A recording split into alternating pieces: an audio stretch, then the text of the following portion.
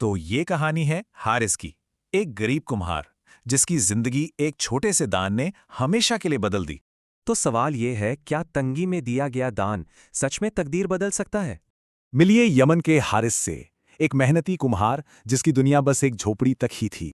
एक दिन उसकी बीमार मां ने उसे पास बुलाया, एक आखिरी सबसे कीमती नसीहत देने के लिए।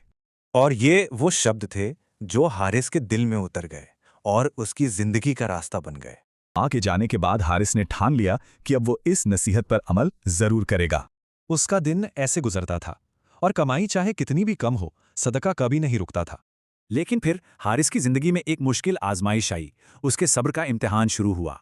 कई दिनों तक लगातार बारिश, काम रुक गया, बर्तन गीले रह गए और कमाई बंद हो गई। घर में फिक्र बढ़ने लगी, लेकिन हारिस का यकीन वो अपनी जगह मजबूत था। उसने बीवी को समझाया, मैं सदका नहीं छोड़ सकता, अल्लाह पर भरोसा रखो, सब ठीक होगा। उस रात हारिस सजदे में गिरकर खूब रोया और अल्लाह से मदद की दुआ मांगी।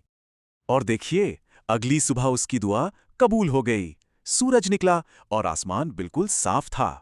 वो खुशी खुशी जंगल की ओर गया। बारिश के बाद की नर्म मिट्टी अच्छे बर्तनों की उम्मीद थी। मिट्टी खोदते हुए अचानक उसका बेलचा किसी सख्त चीज से टकराया।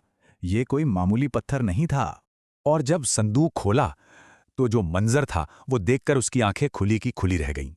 सोने के सिक्के, चांदी, कीमती जेवरात, एक ऐसा खजाना था जिसकी उसने कभी कल्पना भी नहीं की थी।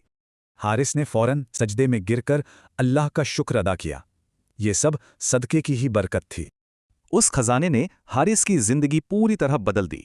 अब तंगी की जगह खुशहाली थी।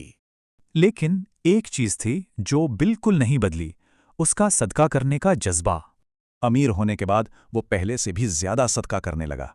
कहता था, ये सब अल्लाह की अमानत है। लोग अक्सर उससे पूछते, इतना सब होने के बाद अब तुम सदका कम क्यों नहीं कर देते? वो मुस्कुराकर बस यही कहता, मैं अपनी मां की नसीहत को कैसे भूल सकता हूं। तो देखिए, ये कहानी हमें यही सिखाती है कि नेकी कभी बेकार नहीं जाती और बरकत नियत से होती है। ये कहानी एक सवाल छोड़ जाती है, असल बरकत किसमें है, जो हमारे पास है या जो हम दूसरों को देते हैं?